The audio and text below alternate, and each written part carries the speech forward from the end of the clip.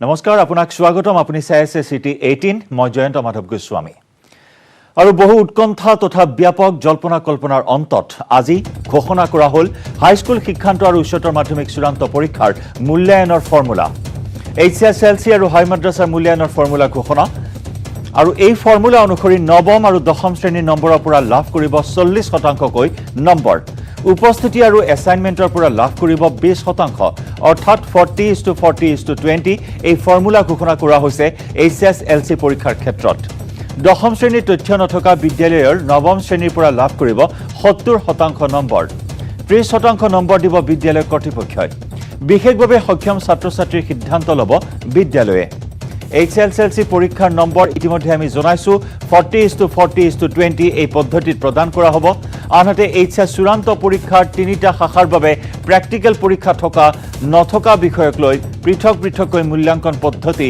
নিৰ্ণয় কৰা হৈছে সেই অনুসৰি বিজ্ঞান আৰু কলা শাখাৰ প্ৰেক্টিকেল পৰীক্ষা থকা সকলৰ বাবে এইচএসএলসি বা সমান্তৰাল অন্য পৰীক্ষাত সৰ্বোচ্চ নম্বৰ লাভ কৰা তিনিটা বিষয়ৰ পৰা 50 নম্বৰ লোৱা হ'ব 30 নম্বৰ লোৱা হ'ব শিক্ষানুষ্ঠানটোৱে পতা প্ৰেক্টিকেল পৰীক্ষাৰ পৰা 10 নম্বৰ লোৱা হ'ব শ্ৰেণী পৰীক্ষা ইউনিট টেষ্ট বছৰিকীয়া পৰীক্ষা এছাইনমেন্ট প্ৰজেক্ট ৱৰ্ক আদিৰ পৰা আনহাতে 10 নম্বৰ আহিব 90% পোৱা নম্বৰৰ পৰা প্ৰেক্টিকেল পৰীক্ষা নথকা কলা আৰু বাণিজ্য শাখাৰ বাবে এইচএসএলসি বা সমান্তৰাল অন্য পৰীক্ষাত সৰ্বোচ্চ নম্বৰ লাভ কৰা তিনিটা বিষয়ৰ পৰা 50 নম্বৰ লোৱা হ'ব 40 নম্বৰ লোৱা হ'ব শ্ৰেণী পৰীক্ষা ইউনিট টেষ্ট বছৰিকীয়া পৰীক্ষা এছাইনমেন্ট প্ৰজেক্ট ৱৰ্ক আদিৰ পৰা আনহাতে 10 নম্বৰ আহিব 90% পোৱা নম্বৰৰ পৰা আনহাতে ভকেশনাল শাখাৰ বাবে এইচএসএলসি বা সমান্তৰাল অন্য পৰীক্ষাত সৰ্বোচ্চ নম্বৰ লাভ কৰা তিনিটা বিষয়ৰ পৰা লোৱা হ'ব 50 নম্বৰ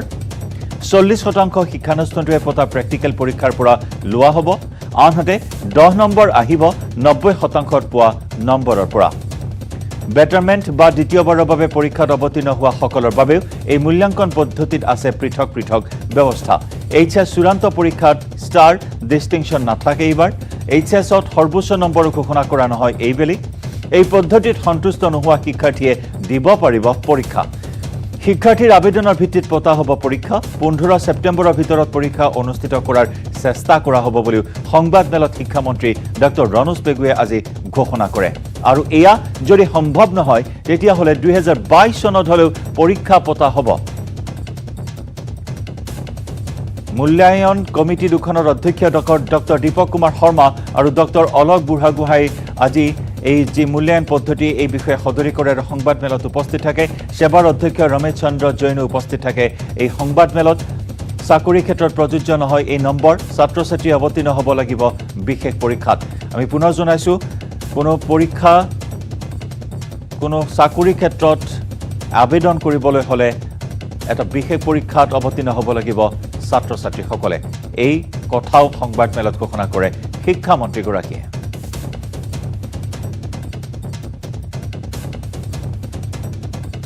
আমাৰ প্ৰায়বিলাক বিদ্যালয়ত এনে ব্যৱস্থা আছে আৰু তাৰ ভিত্তিত আমি যি নম্বৰ দিয়াৰ কথা কৈছো আমাৰ স্কুলসমূহ সেইখিনি ইণ্টাৰনেল এছেছমেণ্টৰ নম্বৰ দিবৰ কাৰণে তেওঁলোক সক্ষম কিন্তু তাত আমি বহুত নম্বৰ ৰখা নাই কম নম্বৰ ৰাখিছো আমি ৰেকৰ্ড বেসড ইভালুৱেশ্যন এটাই কৰিব বিচাৰিছো আৰু ৰেকৰ্ড আমাৰ যি এভেইলেবল আছে আমাৰ মেট্ৰিকৰ ক্ষেত্ৰত ক্লাছ 9ৰ ৰেকৰ্ড প্ৰায় 100% আমাৰ এভেইলেবল আছে প্ৰায় 90%ৰ ওচৰা-ওচৰিকৈ 90+% বিদ্যালয়ত আমাৰ প্ৰি বোৰ্ড পৰীক্ষা হৈছে গতিকে প্ৰি বোৰ্ডৰ ৰেকৰ্ড আমাৰ লগত এভেইলেবল আছে গতিকে সেই ৰেকৰ্ডখিনি আমি ইউজ কৰিম যিখিনি বিদ্যালয়ৰ ক্ষেত্ৰত এই প্ৰি বোৰ্ড এক্সামিনেশ্যনৰ ৰেকৰ্ড নাই তেওঁলোকৰ ক্ষেত্ৰত আমি এটা বিকল্প ব্যৱস্থা গ্ৰহণ কৰিছো যে তেওঁলোকৰ ক্ষেত্ৰত আমি ক্লাছ 9ৰ মাৰ্কছটোকে আমি বেছ কৰিম আৰু হেতু তাৰ পৰা আমি 70% মাৰ্কছ তাৰ পৰা ল'ব আৰু 30% আমি স্কুলখনক দায়িত্ব দিছো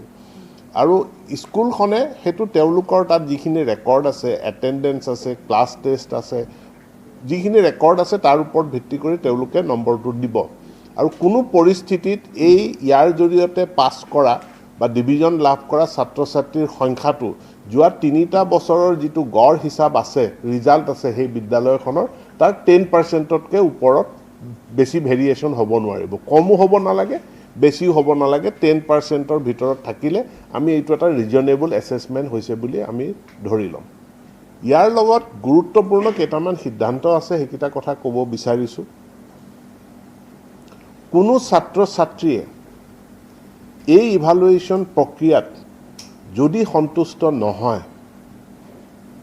কোনো ছাত্ৰ ছাত্ৰী এই ইভালুৱেশ্যন প্ৰক্ৰিয়াত যদি সন্তুষ্ট নহয় তেওঁলোকে পৰীক্ষা দিব পাৰিব আৰু সেই পৰীক্ষা আমাৰ সেৱা আৰু কাউন্সিলে পৰীক্ষা অনুষ্ঠিত কৰিব আমি কৈছো 15 সেপ্টেম্বৰৰ ভিতৰত আমি পৰীক্ষা অনুষ্ঠিত কৰিবৰ কাৰণে চেষ্টা কৰিম যদি 15 সেপ্টেম্বৰৰ ভিতৰত পৰীক্ষা অনুষ্ঠিত কৰাৰ কাৰণে এটা সুস্থিৰ পৰিস্থিতি নহয় তেনেহলে তাৰ পাছত পৰীক্ষা অনুষ্ঠিত হ'ব দৰকাৰ হলে 2022 চনত হলেও পৰীক্ষা অনুষ্ঠিত হ'ব অৰ্থাৎ ইমপ্ৰুভমেন্ট বেটাৰমেন্টৰ কাৰণে যিসকল ছাত্ৰ ছাত্ৰী আগ্ৰহী তেওঁলোকৰ আবেদনৰ ভিত্তিত সেই পৰীক্ষা অনুষ্ঠিত হ'ব আৰু তেতিয়া যি একেটা roll number same roll number তেওঁলোকে পৰীক্ষা দিব পাৰিব আৰু তেওঁলোকে তাৰ ফলাফলো পাব এজন হলেও আমি পৰীক্ষা পাতিম যদি কোনোবা অসন্তুষ্ট আমাৰ নাম্বাৰিং সিস্টেমত আৰু তেওঁ যদি কয় যে মোৰ ফিজিক্যাল এক্সামিনেশনৰ জৰিয়তে মোৰ ইভালুৱেশ্যন হওক তেনেহলে আমি পৰীক্ষা পাতিম আৰু পৰীক্ষাৰ জৰিয়তে তেওঁ যি নম্বৰ পায় হেতুৰ ভিত্তিত তেওঁ মাৰ্কশিট পাব দ্বিতীয় গুৰুত্বপূৰ্ণ কথাটো হ'ল যে আপোনালোকে মন কৰিছে যে আমাৰ অসম চৰকাৰৰ শিক্ষা বিভাগ বিশেষকৈ টেট শিক্ষক আৰু নিৰ্দিষ্ট কিছুমান চাকৰিৰ ক্ষেত্ৰত মেট্ৰিকত লাভ কৰা নম্বৰ আৰু হায়াৰ সেকেন্ডাৰীত লাভ কৰা নম্বৰটোৰ জৰিয়তে তেখেতৰ মেৰিট এছেছমেন্ট কৰা হয় টেট শিক্ষক নিযুক্তিৰ ক্ষেত্ৰত কোনো পৃথক পৰীক্ষা অনুষ্ঠিত নহয় তেওঁ মেট্ৰিকত কিমান নম্বৰ পালে হায়াৰ সেকেন্ডাৰীত কিমান নম্বৰ পালে গ্ৰেজুৱেচনত কিমান নম্বৰ পালে আৰু টেটত তেওঁ কিমান পাৰ্চেন্টেজ পাইছে তাৰ ওপৰত ভিত্তি কৰি পেলে তেখেতৰ মেৰিট ইভালুৱেশ্যন হয় বা মেৰিট এছেছমেন্ট হয় চাকৰি পোৱা নোপোৱাটো নিশ্চিত হয় এনেকুৱা অসম চৰকাৰ আৰু কোনোবা ডিপাৰ্টমেন্ট থাকিব পাৰে যি ডিপাৰ্টমেন্টত কেৱল মেট্ৰিকৰ হায়াৰ সেকেন্ডাৰীৰ নম্বৰৰ ভিত্তিত সাবস্টেন্সিয়েলি হেতুৰ ওপৰত ভিত্তি কৰি বাছনি কৰা হয় নিযুক্তি প্ৰক্ৰিয়া কৰা হয় যিসকল পৰীক্ষাৰ্থীয়ে অদূৰ ভৱিষ্যতে এই অসম চৰকাৰৰ টেট শিক্ষক বা অসম চৰকাৰৰ অন্য কোনো চাকৰি য'ত সাবস্টেন্সিয়েলি মেট্ৰিকৰ নম্বৰ আৰু হায়াৰ সেকেন্ডাৰীৰ নম্বৰটোৰ ওপৰত বেছ কৰি মেৰিট এছেছমেন্ট কৰা হয় বা হেতু গণনা কৰা হয় সেইসকল ছাত্ৰ ছাত্ৰীয়ে এই স্পেচিয়েল এছএছএলসি বা স্পেচিয়েল হায়াৰ সেকেন্ডাৰী পৰীক্ষাত তেওঁলোকে বহিব লাগিব কাৰণ তেওঁলোকৰ কাৰণে এই পৰীক্ষাত যিটো নম্বৰ পালে হেতু অসম চৰকাৰে এডুকেশ্যন ডিপাৰ্টমেন্টে টেট পৰীক্ষাৰ ক্ষেত্ৰত বা তেনেকুৱা ধৰণৰ অন্য পৰীক্ষা য'ত নম্বৰটোৰ ওপৰত বেছ কৰিয়ে চাকৰিটো হ'ব তাৰ কাৰণে এই পৰীক্ষাৰ ফলাফলটো প্ৰযোজ্য নহ'ব দুটা পৰিস্থিতিত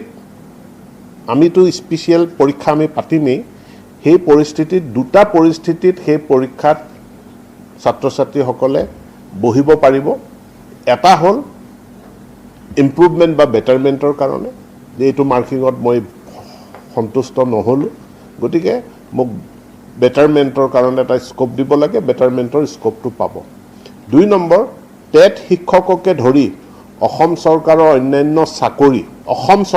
অন্যান্য চাকৰি যি চাকৰিত মেট্ৰিক আৰু হায়াৰ সেকেন্ডাৰীৰ নম্বৰটো গণনা হয় সেই পৰীক্ষাৰ কাৰণে সেই সমূহ পৰীক্ষাৰ্থীৰ কাৰণে আমাৰ স্পেচিয়েল টেট পৰীক্ষা হ'ব পৰীক্ষাত তেওঁলোক বহিব লাগিব সেইকাৰণে ছাত্ৰজনে এতিয়াই আমি তেওঁ নিৰ্ধাৰণ কৰি ল'ব লাগিব আৰু সেই কথাটো আমি সেইকাৰণে কৈছোঁ অসম চৰকাৰৰ শিক্ষা বিভাগৰ লগতে অন্যান্য বিভাগ যি বিভাগত মেট্ৰিক আৰু হায়াৰ সেকেন্ডাৰীৰ নম্বৰটো গণনা হয় অন্যথা এই ব্যৱস্থাটো যদি আমি নকৰোঁ তেতিয়াহ'লে কাইলৈ আমি বিভিন্ন লিটিগেশ্যন বা কেছৰ মুখামুখি হ'ম কাৰণ যিসকলে ইতিমধ্যে ফিজিক্যাল এক্সামিনেশ্যনৰ দ্বাৰা পাছ কৰি আহিছে আৰু অদূৰ ভৱিষ্যতে যিসকলে ফিজিক্যাল এক্সামিনেশ্যনত পাছ কৰিব তেওঁলোকে কেছ কৰিব যে আমাক এই 2021 বেটছৰ লগত আমাক একেধৰণে তুলনা কৰিব নোৱাৰে কাৰণ 2021 বেটছত পৰীক্ষা হোৱা নাছিল গতিকে 2021 বেটছৰ সেইসকল আকাংক্ষী ইণ্টেণ্ডিং ষ্টুডেণ্টছৰ কাৰণে পৰিস্থিতি ভাল হোৱাৰ লগে লগে পৰীক্ষা অনুষ্ঠিত হ'ব প্ৰয়োজন সাপেক্ষে সেই পৰীক্ষা গৈ 2022 চনত হ'লেও অনুষ্ঠিত হ'ব অৱশেষত মৃত্যুৰ ওচৰত হাৰ মানিলে ব্লেক ফাংগাছত আক্ৰান্ত হৈ ডিব্ৰুগড়ৰ অসম চিকিৎসা মহাবিদ্যালয় হাস্পতালত চিকিৎসাধীন হৈ থকা এগৰাকী ব্যক্তিয়ে ডিব্ৰুগড়ৰ অসম চিকিৎসা মহাবিদ্যালয়ৰ বিগত 15 দিন ধৰি চিকিৎসাধীন হৈ আছে ব্লেক ফাংগাছত আক্ৰান্ত লখিমপুৰৰ 53 বছৰীয়া সুভাষ সাহু নামৰ এগৰাকী ব্যক্তি। ব্লেক ফাংগাছ সংক্ৰমিত অসমৰ দ্বিতীয়জন ব্যক্তিৰ মৃত্যু। অসম চিকিৎসা মহাবিদ্যালয় হাস্পতালত মৃত্যু লখিমপুৰৰ সুভাষ সাহুৰ। 15 জুনৰে পৰা পোষ্ট কোভিড জটিলতাৰ বাবে ডিব্ৰুগড়ৰ AMCHত চিকিৎসাধীন হৈ আছিল লখিমপুৰৰ লীলাবাৰীৰ সুভাষ সাহু নামৰ 53 বছৰীয়া ব্যক্তিগৰাকী। সুভাষ সাহুৰ দেহত ধৰা পৰিছিল ব্লেক ফাংগাছৰ সংক্ৰমণ। মিউকৰমাইকোচিছ বা ব্লেক ফাংগাছত পোষ্ট কোভিড ৰোগী এজন প্ৰথমবাৰৰ কাৰণে আমাৰ অনুষ্ঠানলৈ আহিছিলে। মানুহজন সিভিয়াৰলি ডায়েবেটিক আছিলে। তেওঁ ইতিমধ্যে অকণমান তেওঁৰ লাং ইনভলভমেণ্ট আছিলে, কাৰণ তেওঁ পোষ্ট কোভিড আছিলে। আৰু পিছত যেতিয়া আমি পৰীক্ষা কৰি গ'লোঁ, এই ব্লেক ফাংগাছটোৱে সাধাৰণতে আমাৰ মুখমণ্ডলৰ ভিতৰত থকা চাইনাছ, চকু আৰু পিছলৈ মগজুলৈকে সম্প্ৰসাৰিত হয়। কোভিডত আক্ৰান্ত হৈ সুভাষ সাহু 1 জুনত ভৰ্তি হৈছিল লখিমপুৰ অসামৰিক চিকিৎসালয়ত। 12 জুনত কোভিড নিগেটিভ হৈ চিকিৎসালয়ৰ পৰা ঘৰলৈ যাবলৈ দিয়া হৈছিল সুভাষ সাহুক। ইয়াত ভৰ্তি হোৱাৰ দিনাখন পজিটিভ হৈ পেলাই ভৰ্তি হৈছিলে। তেতিয়া চাইন এণ্ড চিমটম আছিলে, তেওঁ লাহেকৈ চাইন চিমটম কমি গৈছিলে, কিন্তু তেওঁৰ চিভিয়াৰ হেডেক আৰু ফ্ৰণ্ট হেড আৰু মেক্সিলাৰী এৰিয়াত খুব বেছি পেইন আছিলে, যথেষ্ট পেইন হৈছিলে। পেইন হোৱাৰ কাৰণে CT স্কেন এখন কৰিছিলে, তাত অকণমান ইৰ'জন এটা ধৰা পৰাৰ কাৰণে তেওঁক হেৰিলৈ পঠিয়াই দিয়া হৈছিলে, ডিব্ৰুগড় মেডিকেল কলেজলৈ পঠিয়াইছিল। ইয়াত তেতিয়া একো হোৱা নাছিল, তাত ডায়েগন'জ হৈছিলে, যিটো আমি গম পাওঁ তাত ডায়েগন'জ হৈছিলে। কিন্তু পোষ্ট কোভিড জটিলতাৰ বাবে শ্বাস প্ৰশ্বাসত অসুবিধা পোৱাত 15 জুনত সুভাষ সাহুক ভৰ্তি কৰোৱা হৈছিল অসম চিকিৎসা মহাবিদ্যালয় হাস্পতালত। AMCHত তাৎক্ষণিকভাৱে চিকিৎসা আৰম্ভ কৰোঁতেই সুভাষ সাহুৰ দেহত ধৰা পৰিছিল ব্লেক ফাংগাছৰ সংক্ৰমণ। আমি গোটেইখিনি পৰীক্ষা কৰাৰ পিছত MRI পৰা আৰম্ভ কৰি কৰাৰ পিছত যিখিনি দেখিলোঁ, গোটেইকেইটা চাইনাছ ইনভলভমেণ্ট হৈছিলে, অলমষ্ট মগজুৰ ওচৰ পাইছিলেগৈ, সোঁ চকুটোৰ ভিতৰৰ অংশটো ইনভলভ হৈছিলে। প্ৰায় 6 ঘণ্টা জোৰা এটা ডাঙৰ অপাৰেশ্যন সম্পন্ন হৈ ছাকচেছফুলি হৈছিলে। চেপচিছ হোৱাৰ পিছত সেইটোৰ পৰা তেওঁ চকত গ'ল। সেই চকৰ অৱস্থাত তেওঁ 3 দিন খুব মুমূৰ্ষু অৱস্থাত থাকিলে। সকলো প্ৰচেষ্টাক নেওচি আমি কালি তেওঁক বচাব নোৱাৰিলোঁ। কালি 1:30 বজাত তেখেত ঢুকালে। AMCHৰ মেডিচিন বিভাগৰ ইউনিট 3ত চিকিৎসকৰ এটি দলে চিকিৎসা কৰি থকাৰ লগতে ব্লেক ফাংগাছৰ সংক্ৰমণ ঘটা অংশৰ সফল অস্ত্ৰোপচাৰো সম্পন্ন হৈছিল। কিন্তু সুভাষ সাহুৰ মধুমেহ ৰোগৰ জটিলতাৰ বাবেই মৃত্যু হোৱা বুলি প্ৰকাশ কৰিছে অসম চিকিৎসা মহাবিদ্যালয় হাস্পতাল কৰ্তৃপক্ষই। লখিমপুৰৰ পৰা সঞ্জীৱ লাহনৰ সহযোগত ডিব্ৰুগড়ৰ পৰা Risheswar Barua, news 18 Assam north east. পুৱাই উঠি গৃহস্থ দেখিলে নাহৰ ফুটুকি। মুহূৰ্ততে লাগিল হুৱা দোৱা। চিকাৰলৈ আহি উৰে নিশা কুঁৱাত আবদ্ধ হৈ ৰ'ল এটা নাহৰ ফুটুকি। কিন্তু ক'ৰ ঘটনা এয়া চাওঁ আহক। মই কৈছো বাপা, তই ৰাতি এনেকা পঢ়লি নে? কৰি উঠছে, দাঁত কেইটা খেটাই এনে, বাপৰে মোৰ ভয় লাগি গৈছে, জাপ মাৰি। দুপৰ নিশা বনৰজাৰ লটি ঘটে। চিকাৰলৈ আহি কুঁৱাত পৰিল প্ৰকাণ্ড নাহৰ ফুটুকি। মহানগৰীৰ মালিগাঁৱৰ মাধৱদেৱ নগৰৰ ঘটনা। নিশা প্ৰায় 2 বজাত ঘৰৰ বাহিৰলৈ ওলাইছিল চুবুৰীয়া। তেতিয়াই কুঁৱাত পৰিছিল এই প্ৰকাণ্ড নাহৰ ফুটুকিটো। উৰে নিশাটো কুঁৱাতে চলি থাকিল নাহৰ ফুটুকিৰ জীৱন মৰণৰ যুঁজ। কিন্তু পুৱাহে গৃহস্থই ঘৰৰ কুঁৱাত প্ৰত্যক্ষ কৰে আবদ্ধ নাহৰ ফুটুকিটো। আবদ্ধ নাহৰ ফুটুকিটো চাবলৈ পুৱাই ভিৰ লাগিল মাধৱদেৱ নগৰত। প্ৰকাণ্ড নাহৰ ফুটুকিটোৰ সৈতে হেনো কথাও পাতিলে এইগৰাকী মহিলাই। মই উঠিছো, বাহিৰত ওলাই আহিছো 2টা বজাত ৰাতি। ওলাই আহোঁতে আৰু ধমকে আৱাজ পালোঁ। ধমকে আৱাজ পাওঁতে মই ভাবিলোঁ কিবা পৰিল কুঁৱাটোত, মাটিৰ চাপৰা টাপৰা পৰিব পাৰে। মই ইমান আৰু ধ্যান দিয়া নাই। ৰাতিপুৱা সি যাই কেনে, যাৰ ঘৰ, সি যাই কেনে কৈছে, মাহী চাচোন কুঁৱাটোত আমাৰ কি হয়। আহি চাওঁ যে কাম বাঘটো এনেকা চাই আছে। মই কৈছো বাপা, তই ৰাতি এনেকা পঢ়লি নে? কৰি উঠছে, দাঁত কেইটা খেটাই এনে, বাপৰে মোৰ ভয় লাগি গৈছে, জাপ মাৰি। মাধৱদেৱ নগৰৰ আসমা বেগমৰ ঘৰৰ কুঁৱাত সংঘটিত হয় এই ঘটনাটো।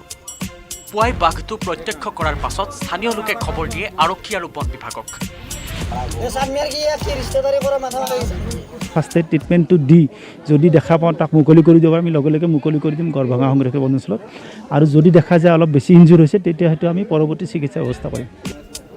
ইতিমধ্যে বন বিভাগে ট্ৰেংকুলাইজড কৰি উদ্ধাৰ কৰে প্ৰকাণ্ড বাঘৰ ফুটুকিটো। অঞ্চলটোত দীৰ্ঘদিনে অব্যাহত থকা বাঘৰ ত্ৰাস কোনো নতুন কথা নহয়। বন বিভাগে বাঘটো উদ্ধাৰ কৰাৰ পাছত এতিয়া স্বস্তিৰ নিশ্বাস এৰিছে অঞ্চলটোৰ আতংকিত ৰাইজে। মালিগাঁৱৰ পৰা Rakibur Rahman, news 8 Assam north east. বহিৰাজ্যত অসমৰ 2 ভাতৃ ভগ্নীৰ ৰহস্যজনক মৃত্যু। দিল্লীত ৰহস্যজনকভাৱে মৃত্যুক সাৱটিলে কাৰ্বি আংলং জিলাৰ টিংলিজানৰ ৰোজ চাংমা আৰু চেমুৱেল চাংমাই। कुछ भी नहीं होगा ना, आपका भरोसा है ना? भाई ऐसा है, देखो आपका भरोसा है? ऐसा कुछ नहीं है। तो आइसक्रीम क्यों खिलाया? क्यों मंगाने दिया आइसक्रीम? आइसक्रीम ऑरेंज क्यों नहीं खिलाते? आप बोला आइसक्रीम ऑरेंज खिलाने से कोई बात नहीं है ना? मारेगा? हम मारेगा। मारेगा? मारेगा? हम मारेगा। मारेगा? डॉक्टर होके मारेगा आदमी को? डॉक्टर होके मारेगा? ৰোজ চেমুৱেলৰ ৰহস্যজনক মৃত্যুৱে কঁপাইছে পাহাৰীয়া জিলা কাৰ্বি আংলং। मारेगा? मारेगा? डॉक्टर होके मारेगा आदमी को? দিল্লীত ৰহস্যজনকভাৱে ভাতৃ ভগ্নীদ্বয়ৰ মৃত্যুৰ ঘটনাৰ তদন্ত কৰি দোষীক উচিত শাস্তি প্ৰদানৰ দাবীত হাতে হাতে মমবাতি লৈ প্ৰতিবাদ সাব্যস্ত কৰিছে কাৰ্বি আংলং জিলাৰ তিলিংজানবাসীয়ে। ৰোজ চাংমা আৰু চেমুৱেল চাংমাৰ মৃত্যুৰ ঘটনাক কোনো কাৰণতে সহজভাৱে ল'ব পৰা নাই দুৰ্ভগীয়া মাতৃ তথা গাঁওবাসীয়ে।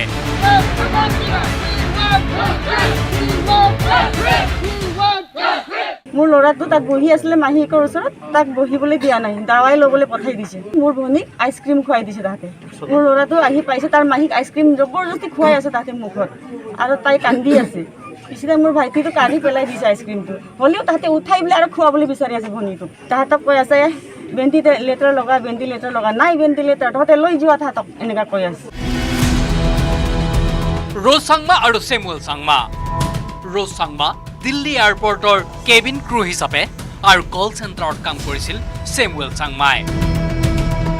পৰিয়ালৰ লোকে জনোৱা অনুসৰি ভৰিৰ বিষৰ বাবে হাৰিয়ানাৰ আলফা হাস্পতালত ভৰ্তি হৈছিল ৰোজ চাংমা। পৰিয়ালৰ অভিযোগ, ৰোজ চাংমাক ICUত ভৰ্তি কৰাই এগৰাকী চিকিৎসকে ICUৰ ভিতৰতে আইচক্ৰীম খুৱাই দিয়ে ৰোজ চাংমাক। तो आइसक्रीम क्यों खिलाया? आइसक्रीम আৰু তাৰ পিছতে মুখেৰে ফেন ওলাই মৃত্যু সাৱতে ৰোজ চাংমাই। भाई ऐसा है, देखो आपका भरोसा है? ऐसा कुछ नहीं है। तो आइसक्रीम क्यों खिलाया?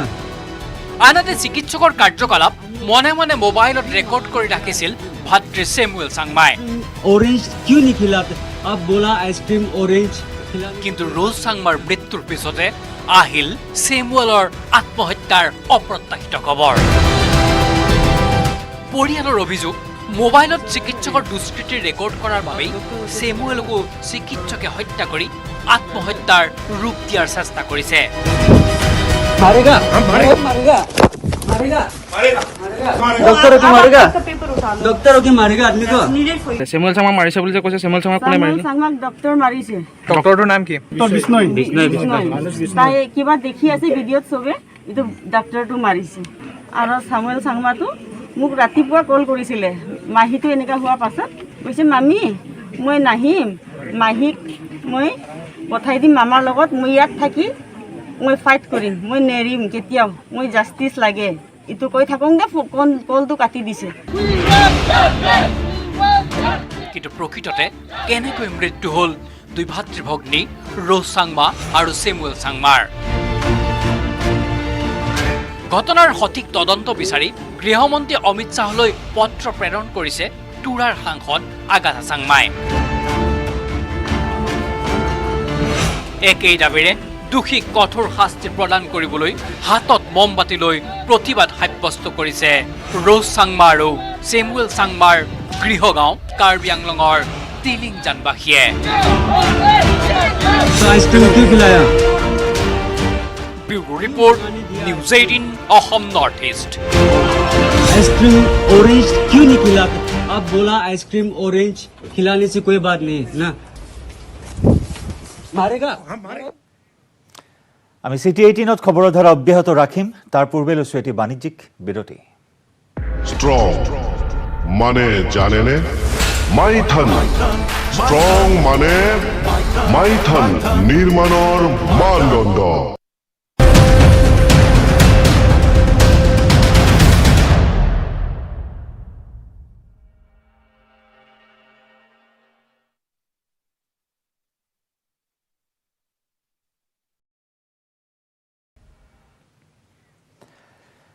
অৱশেষত কাৰামুক্ত হ'ল বিধায়ক অখিল গগৈ এনআইৰ বিশেষ আদালতে দোষমুক্ত ঘোষণা কৰাৰ পাছতেই এতিয়া মুকলি আকাশৰ তললৈ ওলাই আহিল ৰাজ্য দলৰ নেতাগৰাকী কাৰাগাৰ কৰ্তৃপক্ষে মুক্তিৰ নিৰ্দেশ দিয়াৰ পাছত জিএমচিএইচৰ পৰা মুকলি হ'ল অখিল গগৈ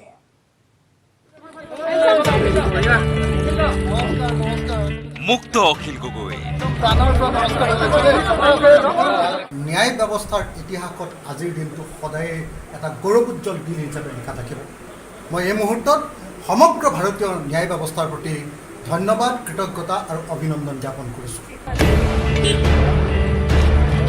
১.৫ বছৰীয়া কাৰাবন্দীত্বৰ অৱসান ঘটিল অৱশেষত মুকলি আকাশৰ তললৈ আহিল শিৱসাগৰৰ বিধায়ক অখিল গগৈ ইতিমধ্যে চাবুৱা থানাৰ গোচৰত মুক্ত হোৱা অখিল গগৈ চান্দমাৰী থানাৰ গোচৰতো মুক্ত ঘোষণা কৰিলে এনআইৰ আদালতে ইয়াত কোনো জামিন চামিনৰ কথা যেহেতু নাই ডিসচাৰ্জ কৰি দিয়া হৈছে যেহেতু গোটেইবোৰ গোচৰতে অখিল গগৈ ইতিমধ্যে জামিন পাইছিলে আৰু একমাত্ৰ এই চান্দমাৰী থানাৰ গোচৰটোৱে আছিলে এনআই লগোৱা গোচৰ এই গোচৰটোতো অখিল গগৈ যেহেতু আজি ডিসচাৰ্জে কৰি দিলে গতিকে আৰু এতিয়া আজি তাৰিখত অন্তত অখিল গগৈৰ বিৰুদ্ধে একো অভিযোগ নাই কাৰাবন্দীত্বৰ পৰা মুক্ত হৈ অখিল গগৈ উপস্থিত হ'ল কা আন্দোলনত প্ৰাণ বিসৰ্জন দিয়া হাতীগাঁৱৰ যুৱক ছেম ষ্টেফৰ্ডৰ ঘৰত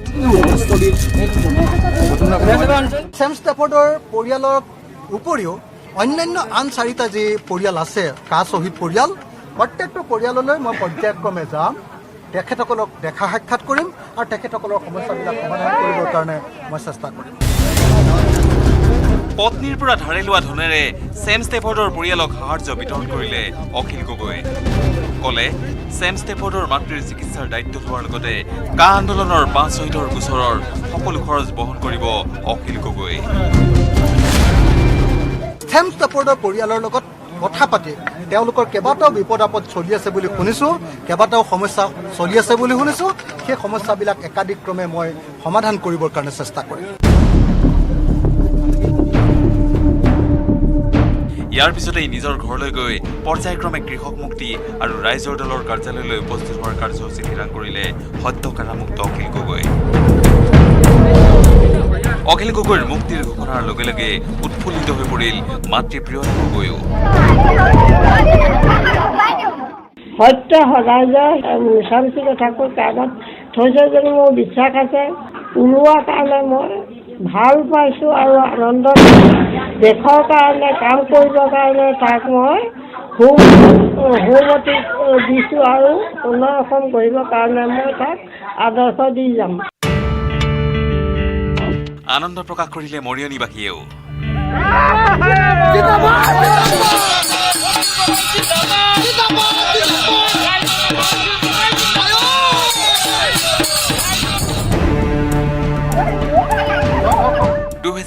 চনৰ ডিচেম্বৰ মাহৰ পৰাই কা আন্দোলনৰ হিংসাত্মক পৰিস্থিতিত ৰুজু হোৱা এনআইৰ গোচৰত বন্দী হৈ আছিল অখিল গগৈ কাৰাগাৰৰ পৰাই নিৰ্বাচনত অৱতীৰ্ণ হৈ শিৱসাগৰৰ বিধায়ক হোৱা অখিল গগৈ কাৰামুক্ত হোৱাৰ লগে লগে আনন্দৰ জোৱাৰ বিয়পি পৰিল শিৱসাগৰ সমষ্টিটো